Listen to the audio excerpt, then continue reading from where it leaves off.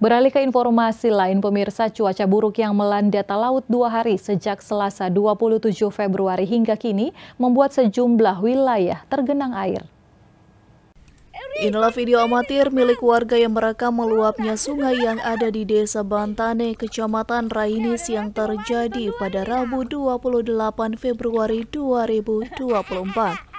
Meluapnya air sungai tersebut membuat akses jalan yang menghubungkan Kecamatan Rainis menuju ibu kota Melonguane terputus dan tidak bisa dilalui kendaraan roda 2 bahkan roda 4. Tak hanya itu saja, curah hujan yang cukup tinggi yang terjadi di wilayah Kabupaten Talaut pada 2 hari terakhir ini membuat sejumlah wilayah bahkan beberapa rumah warga mulai digenangi air.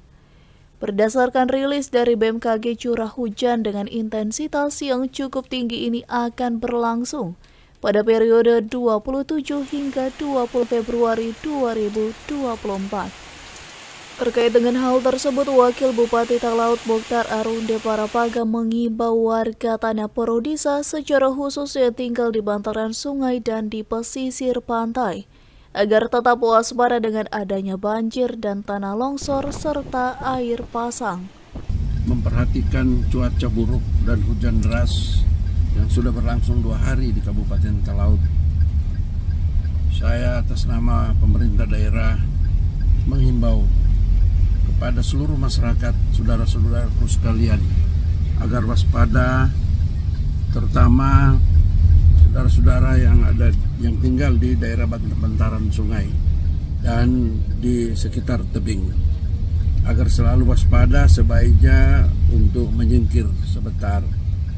Nanti setelah selesai musim penghujan dan atau ancaman bahaya longsor, saudara-saudara boleh kembali ke rumah masing-masing. Sekali lagi saya menghimbau atas nama Pak Bupati, kami berharap agar kita menghindar dari segala sesuatu yang tidak kita inginkan.